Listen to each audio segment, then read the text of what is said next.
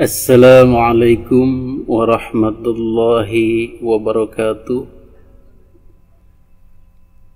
Alhamdulillah wassalatu wassalamu ala rasulillah Bibina wa syafi'ina wa maulana Muhammadin sallallahu alaihi wasallam. Amma ba'du.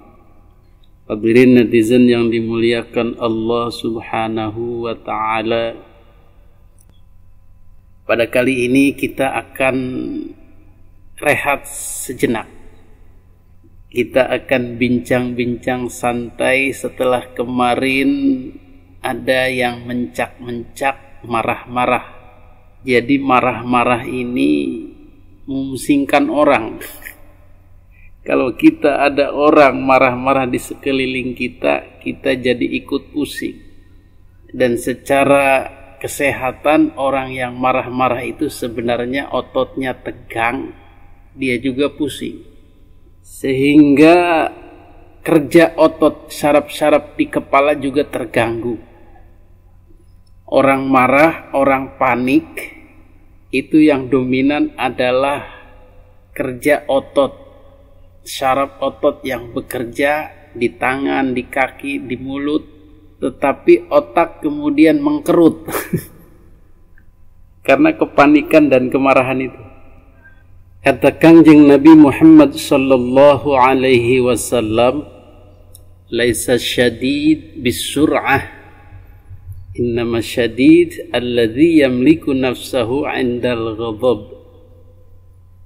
Jadi orang yang kuat itu, jawara itu, bukan orang yang ganas. Syadid itu ganas, itu gagah. Bisur'ah dalam hal fisik. Jadi kuat ototnya, kuat dorongannya, kuat bantingannya, kuat tendangannya. Bukan. Innama syadid alladhi yamliku nafsahu 'indal ghadab. Orang yang tetap cool, tetap rasional, tetap bisa menguasai diri ketika marah. Jadi bukan nggak boleh marah, tapi ketika marah, antara kerja otot dengan kerja otak itu tetap normal. Marah memang kita marah, tapi ya tetap cool, tidak menabrak sana sini, tidak menggebrak meja, tidak kick and rush, tidak menyebabkan barang jatuh, tidak menyenggol orang, kemudian tidak menyinggung orang, tidak ngata-ngatain, dan tidak kelupaan ngomong. Itu definisi marah yang baik menurut Rasulullah sallallahu alaihi wasallam. Jarang orang yang marah itu berpikiran jernih. Orang yang panik berpikiran jernih.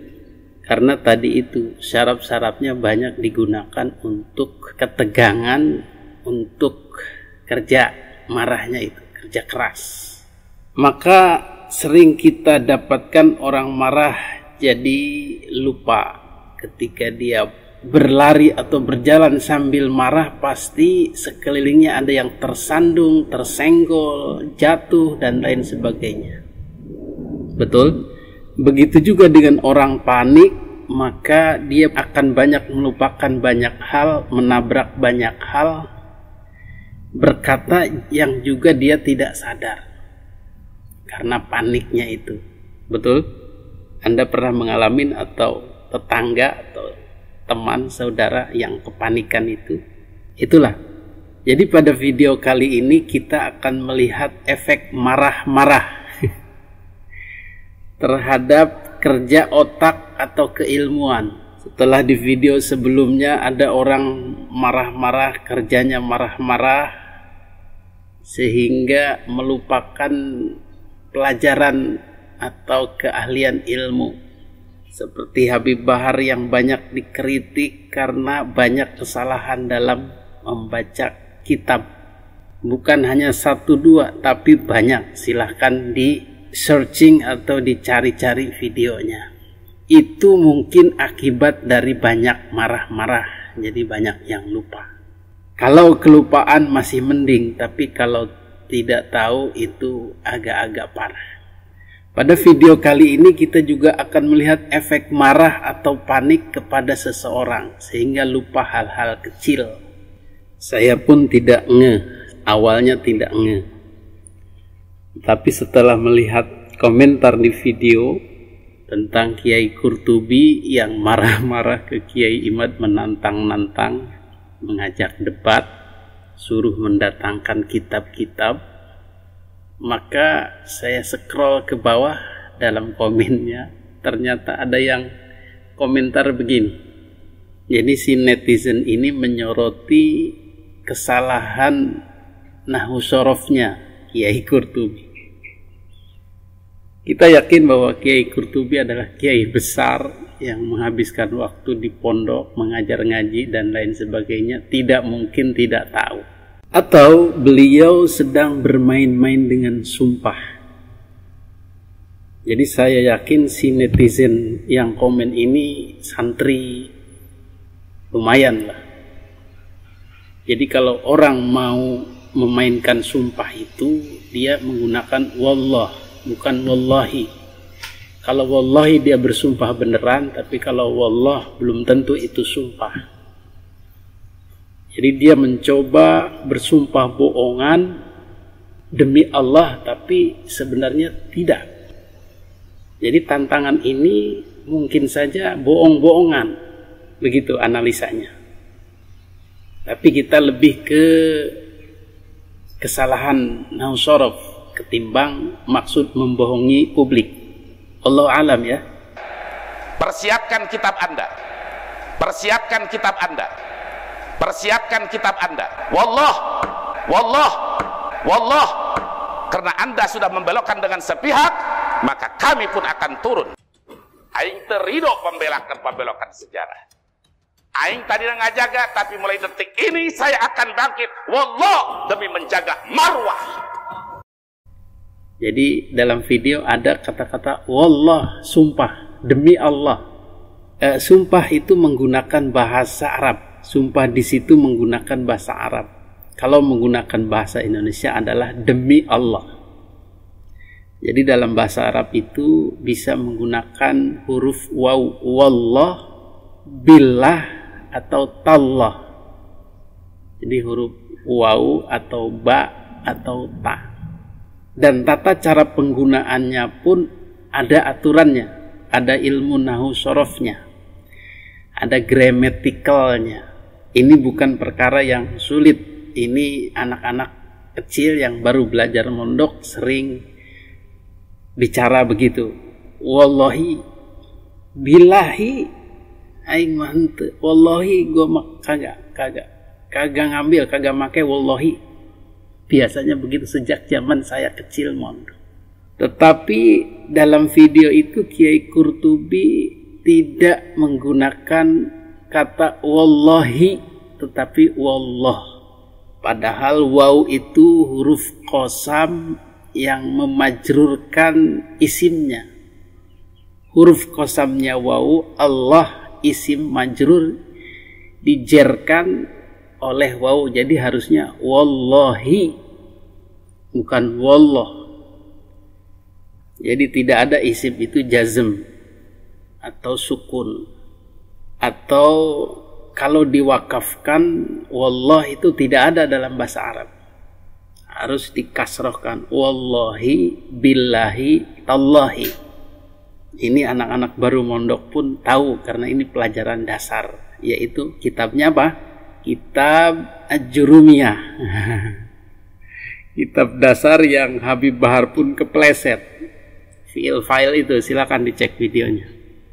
Waktu itu Habib Bahar mengatakan hubba Zaidun ila Hindin, yang artinya Zaid cinta kepada Hindun. Ini juga ngawur. Hubba Zaidun ila Hindin, hubba Zaidun ila Hindin, hubba Zaidun ila Hindin. Si Zaid cinta kepada Hindun. Kenapa? Karena faktor marah-marahnya, paniknya, sehingga banyak keilmuan terlupakan. Kembali tadi ke gramatikal sumpah atau qasam. Dalam jurumnya dikatakan al-kalamu wal lafzul muragabul mufidu bil wada'i wa qasamu sarasatun ismun wa fi'lun wa harfun ja'a li ma'na wal ismu yurabu bil khamdi wa tanwini wa dukhulil alifi wa lam yuhraf bil khamdi wa yamin wa ila wa an wa la wa fi wa huruful qasam, dan huruf qasam yang memajrurkan isim itu huruf qasam wayal wawu wal ba'u wa ta'u, yaitu wawu, ba dan ta. Jadi harus majrur, harus wallahi, billahi, tallahi, bukan wallah. Tadi itu kita yakin beliau bukannya tidak tahu, tetapi terhalang oleh kemarahan, kesombongan, kepanikan. Jadi hal-hal kecil itu tertabrak dan lupa.